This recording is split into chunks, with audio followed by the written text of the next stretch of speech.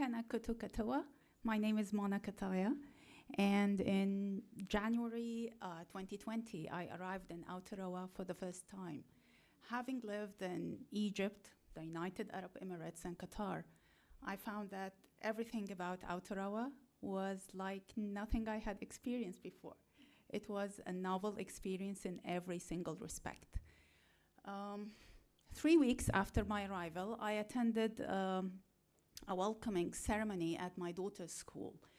And in the ceremony, students lined up while the teachers were welcoming them with a hongi. And it was at that moment, that for the first time since my arrival, I felt a wave of familiarity. As soon as I saw the hongi greeting, I paused. Wait a second. This hongi greeting was something I knew very well. I knew it because this is the traditional greeting shared by men in the United Arab Emirates and Qatar, where I spent 20 years of my life. So could two cultures that are world apart, Maori from Aotearoa and Arab from the heart of the Middle East, share something as unique as a nose-to-nose greeting? The answer is yes, they could. Today, I'm going to show you that the hongi is just one example of the surprising connections that link Arab and Maori cultures together. In my presentation, I'm going to explore only 7 out of many other connections that link both cultures. All right, so let's start off with the hongi. The hongi is such a powerful greeting in Maori culture, but it is not just a greeting. It's about sharing breath, life force, and deeper connections. It brings people together, brings ancestors and the land. Now, in the Arab world, specifically in the Arabian Peninsula, there's a similar greeting called khashmak, and it's a respectable, intimate greeting, very full of symbolism and meaning, and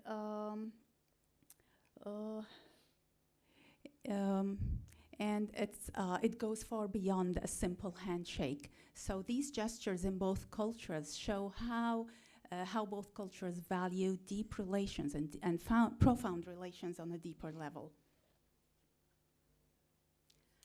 Speaking of relationships, in both cultures, the family is the cornerstone of society.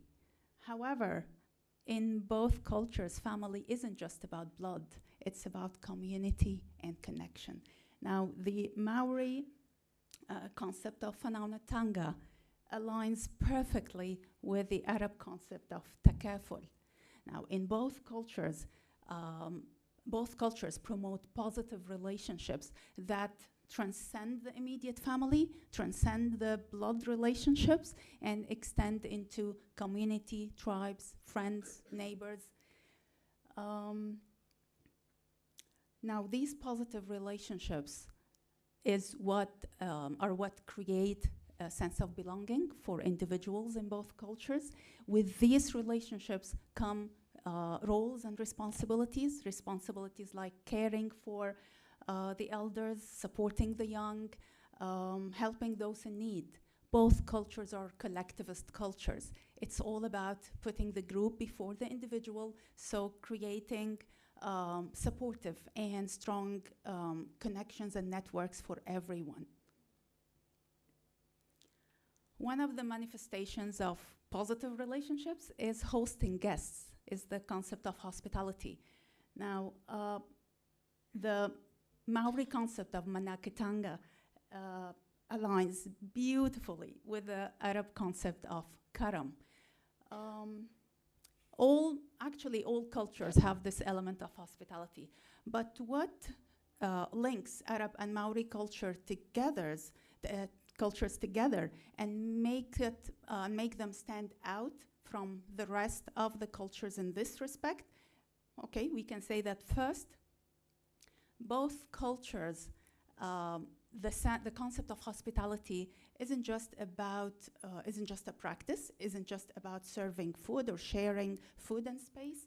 It is actually part of the identity of Arab and Maori people. It's part of who they are. Hospitality is rooted in the identity of both people, Arab and Maori people.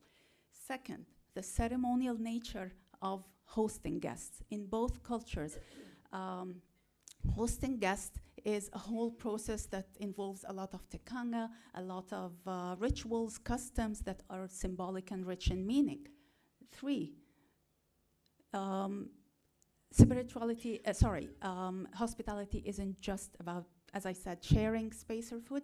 It is intertwined with spirituality in both cultures. In both cultures, hosting guests is like a divine or spiritual mandate. For example, in Arab culture, it's a triadic relationship: God, host, and guest. Allah, that is God in Arabic, is always present when guests are present at the table. The fourth element, which is the most beautiful, probably the most beautiful element, is the unconditional nature of hospitality. Whether it's diafa in Arabic or manaki in Maori, the door is always open. So the focus in both cultures is on giving generously without counting the cost. It's a hospitality that comes from the heart and creating connections that go far beyond the moment. We cannot speak about hospitality without speaking about a connection through traditional cooking methods. Now, in many parts of the Arab world, Arabs have long used sand and earth ovens, while Maori still continue to use the hangi, the underground cooking method, specifically for special occasions. Okay, now, again, still talking about relationships, but this time, relationships aren't just limited to the living. Relationships are also form connections with the past. Now, in both cultures, there is a strong and profound and unshakable reverence for ancestors. There's an Arab saying, a famous Arab saying, "He who has no past has no future." And in Maori, the proverb, "Kamoa kamore," which can be translated into walking backward into the future, carries the same idea. However, in both cultures, lineage or genealogy isn't just about knowing names on a family tree. It's about knowing who you are, where you come from, what your beginnings are. It's about knowing, learning from history and learning ancestral wisdom, and to use this wisdom to navigate the contemporary challenges. It's about carrying forward the legacy, traditions, and responsibilities for those who came before and ensure that this knowledge lives on in every generation. Okay, now the concept of whakapapa, which connects Maori to their ancestors, also connects them with the land, with the environment. Now, in both cultures, the relationship with the land, with the environment, is about respect, care, and sustainability. Now, in Maori culture, whakapapa teaches that the land or the environment isn't just a commodity to be exploited. It should be nurtured, protected, and safeguarded for future generations. This concept is embodied in the principle of Kaitia Katanga. I hope I'm pronouncing it correctly, which emphasizes protecting the land and protecting heritage and resources.